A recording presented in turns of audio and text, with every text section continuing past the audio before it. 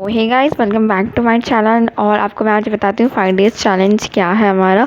तो पहले तो मोस्ट प्रोबेबली इस चैलेंज में आपको स्किप कुछ नहीं करना। रूल ये है कि कुछ स्किप नहीं कर सकते आप। जो चाहिए, जो मतलब आपको आता है नहीं आता है पढ़ लो, बट स्किप नहीं कर सकते। जो भी आपका टारगेट रहा उसके बाद आपको क्या बोलते हैं, आज कैसे आपने कोई चैप्टर पढ़ा, जैसे मैंने आज हेलोजन एंड डेरिवेटिव पढ़ लिया, तो मैं आज टेस्ट नहीं दूंगी क्योंकि आज तो आपको फिर भी याद रहेगा। आप कल टेस्ट दोगे, कल जो भी टाइम आपको सूट करे एक बार रिवाइज़ करके टेस्ट देना, क्योंकि विदाउट रिवीजन कोई फ़ायदा नहीं टेस्ट देकर। तो एक बार रिवीजन टेस्ट करके देना है। और मैं बताती हूँ उसमें करना है कि हमारा ना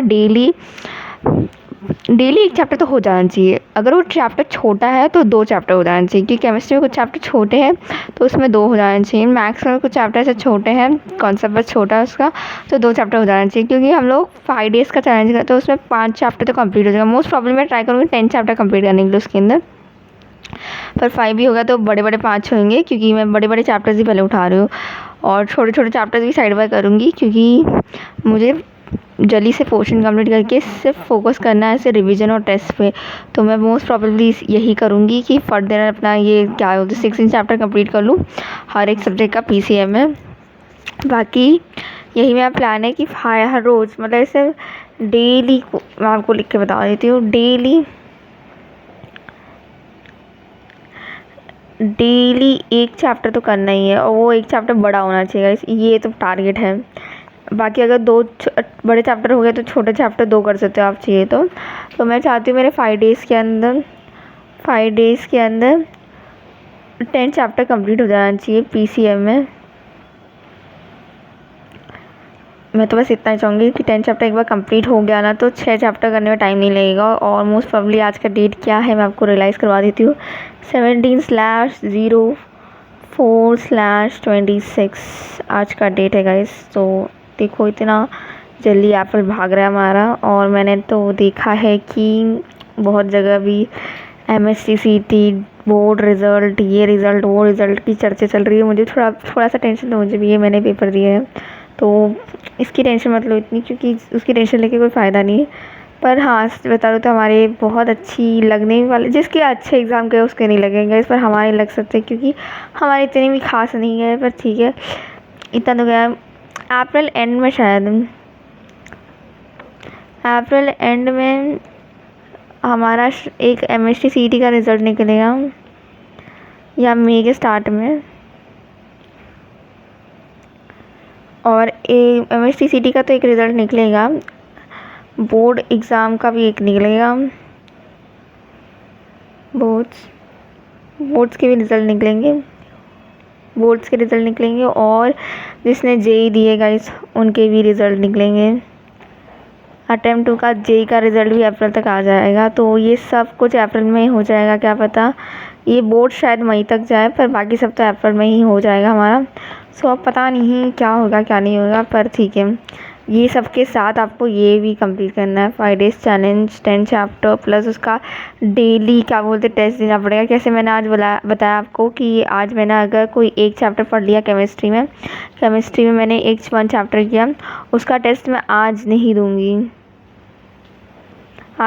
उसका टेस्ट मैं कल दूंगी, क्योंकि मैं आज दूंगी तो आज शायद मुझे बहुत कुछ याद भी रहे, पर कल क्या पता मुझे कुछ याद हो या ना हो। तो इसके लिए मैं आज टेस्ट नहीं दूंगी, कल दूंगी टेस्ट। ऐसे पूरा पीसीएम पर रोज़ टेस्ट देना है, डेली टेस्ट देना है, भले आपको जितने भी मार्क्स आ रहे हैं डेली टेस्ट देना है, डेली टेस्ट देना है। और अब क्या बोलते हैं, ऐसे नहीं कि आपने 5 नए चैप्टर किए हैं। तो देखो आपका पहली बात तो अगर 1 डे का आपको मैं बताऊँ, 1 डे में आपका क्या क्या हो रहा है। जैसे देखो अभी 1 डे फर्स्ट डे है, उसके अंदर आपका न्यू चैप्टर हो जाएगा। सेकेंड डे में new chapter plus revision of last chapter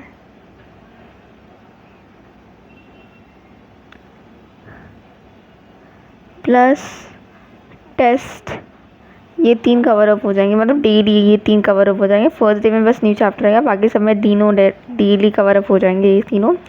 अगर ये तीनों चल ही रहे हैं तो अच्छी बात है, नहीं तो फिर हमारा ये जिस दिन लास्ट डे होगा ना, क्या बोलते 5 डेज़ के बाद मैं आपको बताती हूँ हमारा नेक्स्ट प्लान क्या रहेगा। जब तक हमारा शायद 10 चैप्टर तक कंप्लीट हो भी जाएगा, पर डेली 1 चैप्टर तो हमें करना ही पड़ेगा गाइस, क्योंकि अगर हमने 1 चैप्टर नहीं किया डेली 1 चैप्टर नहीं किया तो कुछ नहीं होगा हमारा। क्योंकि मेरा पता है क्या बोलते हैं 13 अप्रैल को एग्ज़ाम ख़त्म हो गया था। 13 अप्रैल को एक डे मैंने रेस्ट किया, 15 तारीख पता नहीं कब हुआ, 16 तारीख में पता नहीं क्या हुआ, 17 तारीख हो गया है गाइस।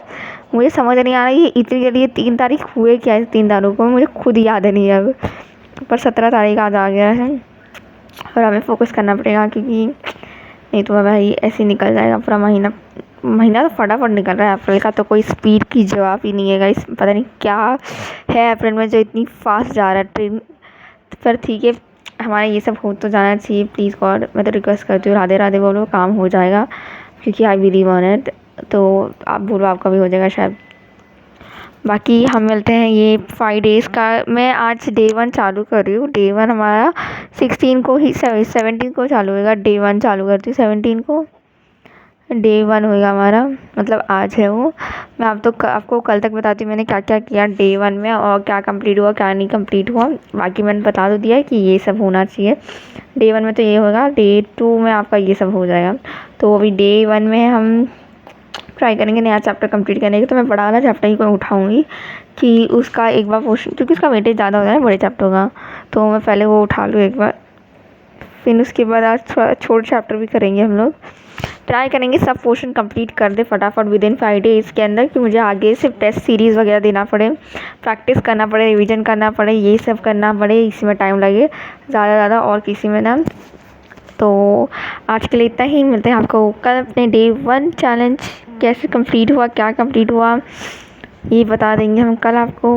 तो आज के लिए bye, thank you for watching my video, do subscribe for day 1, क्या हुआ मेरे डे 1 में, मतलब बाय।